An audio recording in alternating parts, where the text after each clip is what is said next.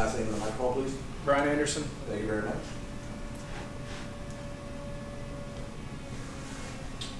Is there extra motivation playing Duke, or is it just another game you want to win every one?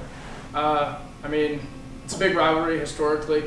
I think from a team standpoint, something we really got to do is focus on each game, take it each week trying to be 1-0. But I mean, especially being Duke and coming off a loss, I think it's really big for us to come out and try to put some extra emphasis on this game in terms of practicing with great fundamentals and preparing ourselves the best we can to get the bell back this week and get a win.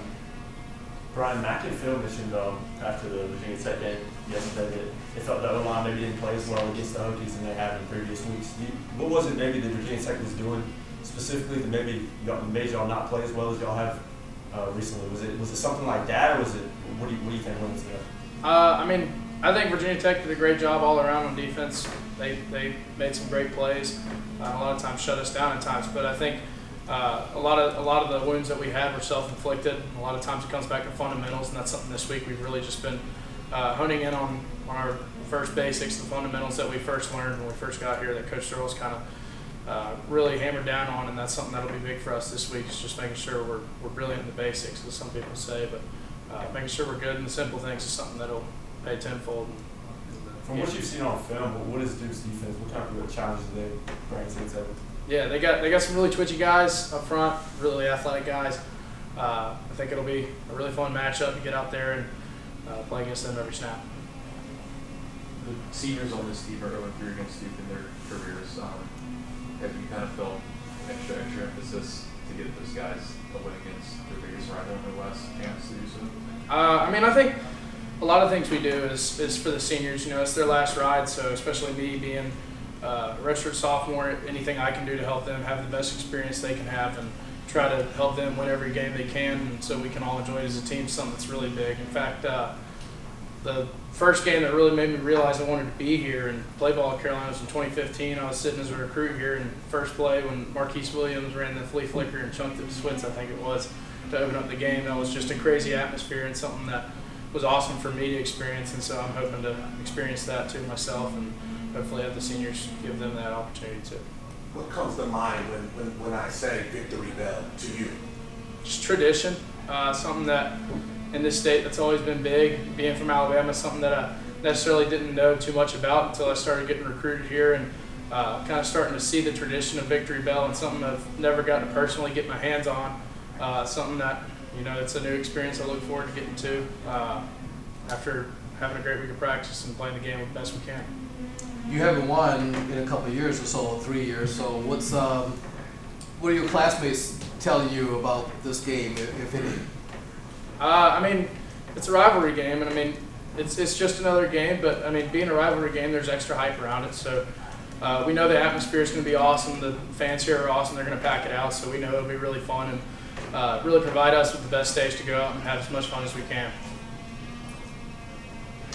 What goes into practicing two-point conversions? Is it the same as the goal line group of plays, or how does that work? It's our goal line package. We go over that just about every practice in our team periods. We practice a lot of different situations, especially on days later in the week after we really get in the initial game plan. We like to practice different situations, different yardages and different distances, things like that. So anytime I guess two-point plays comes around, they're usually just called up the same plays that we practice in short yardage. And you add in different things based on the team you're going against. Does that come in like a Wednesday or Thursday, or when does that happen?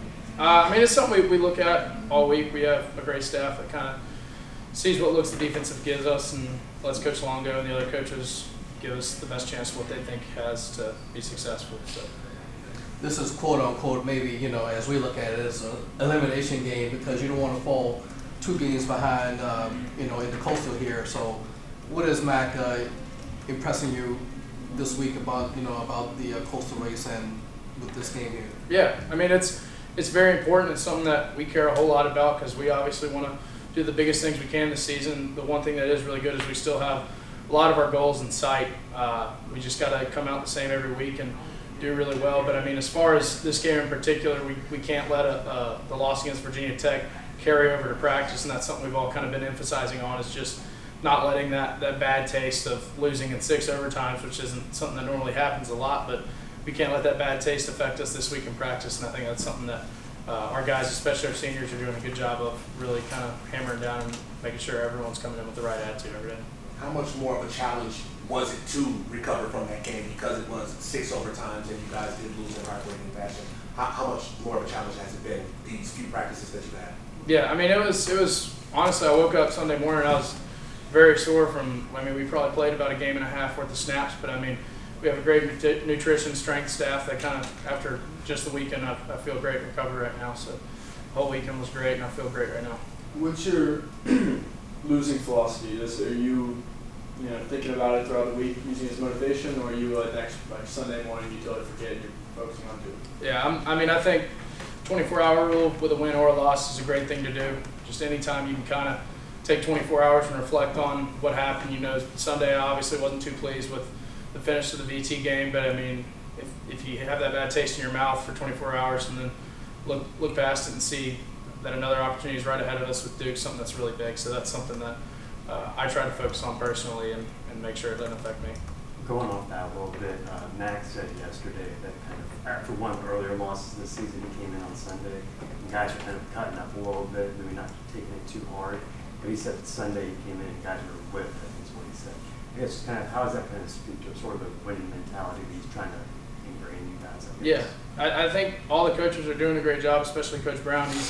He's awesome and really kind of putting in our heads what's expected of a winning team and how champions act and how championship teams act. And I mean, I think, like you said, that Coach Brown said from early weeks, maybe that Sunday mentality after a win or a loss. Sometimes you just got to learn to adapt and come into the team meeting room on Sunday with a corrective mentality and ready to correct every mistake you've made so you can be 1 week better the next week. So that's something that we've kind of been trying to work on up to this point in the season.